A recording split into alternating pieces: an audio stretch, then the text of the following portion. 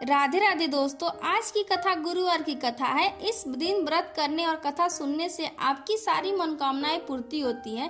इस दिन एक ही समय भोजन करें, पीले वस्त्र धारण करें। भोजन भी चने की दाल का होना चाहिए, नमक नहीं खाने चाहिए। पीले रंग के फूल, चने की दाल, पीले कपड़े तथा पीले चंदन से पूजा करनी चाहिए। पूजन के पश्चात कथा सुननी चाहिए। इस व्रत को करने से बृहस्पतिवार जी अति प्रसन्न होते हैं तथा धन और विद्या का लाभ होता है। स्त्रियों के लिए यह व्रत अति उत्तम है।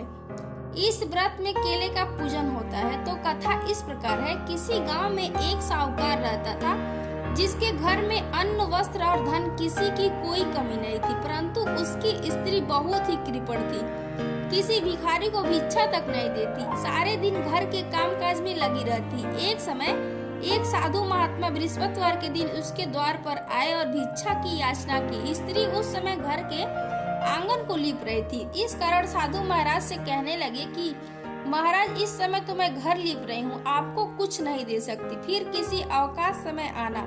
साधु महात्मा खाली हाथ चले गए। कुछ दिन के पश्चात वही साधु महात्मा आए, उसी तरह भिक्षा मांगी। साहूकारनी उस समय लड़के को खिला रही थी। कहने लगी, महाराज मैं क्या करूं, अवकाश नहीं है, इसीलिए आपको भिक्षा नहीं दे सकती। तीसरी बार महात्मा आए तो उसने उसी तरह टालना चाहा, परंतु महात्मा जी कहने लगे कि यदि तुमको बिल्कुल ही अवकाश हो जाए तो क्या तुम मुझको दोगी।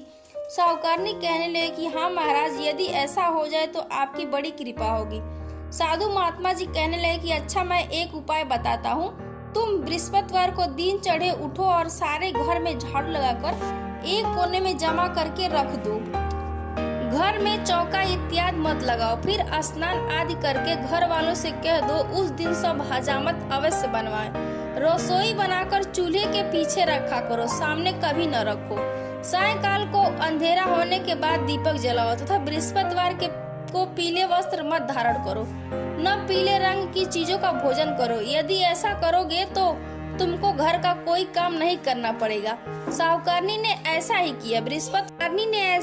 बृहस्पतिवार को दिन चढ़े उठी, झाड़ू लगाकर कूड़े का घर के एक कोने में जमा करके रख दिया। पुरुषों ने हजामत बनवाई, भोजन बनाकर चूल्हे के पीछे रखा। वह सब बृहस्पतिवार को ऐसा ही करती रही। अब कुछ समय बाद उसके घर में खाने को दाना न रहा। थोड़े दिनों में महात्मा फिर आए और भिक्षा मांगी, परंतु सेठानी ने कहा, महाराज मेरे घर में खाने को अन्न नहीं है, आपको क्या दे सकती हूँ। तब महात्मा ने कहा कि जब तुम्हारे घर में सब कुछ था तब भी कुछ नहीं देती थी, अब पूरा अवकाश है तब भी कुछ नहीं दे रही हो, तुम क्या चाहती हो वह कहो। तब साहूकारनी ने हाथ जोड़कर कहा कि महाराज, अब कोई ऐसा उपाय बताओ कि मेरे पहले जैसा धन्य धान हो जाए। अब मैं प्रतिज्ञा करती हूँ कि अश्वमेव आप जैसा कहेंगे वैसा करूँगी। तब महात्मा जी बोले, बृहस्पतिवार को प्रातःकाल उठकर स्नान आदि से निवृत्त होकर घर को गौ के गोबर से लीपो तथा घर के पुरुष हजामत न बनवाए। भूखों को अन्न जल देती रहा करो। ठीक सायंकाल दीपक जलाओ। यदि ऐसा करोगी तो तुम्हारे सब मनोकामनाएं भगवान बृहस्पति जी की कृपा से पूर्ण होगी। सेठानी ने ऐसा ही किया और उसके घर में धन्य धान ऐसा ही हो गया जैसा पहले था। इस प्रकार भगवान बृहस्पति जी की कृपा से अनेक प्रकार के सुख भोगकर दीर्घ काल तक जीवित रही। हे बृहस्पति देव, जैसे साहूकारनी की सभी मनोकामनाओं की पूर्ति करी, वैसे ही सबकी मनोकामनाओं की पूर्ति करना। जय सीताराम।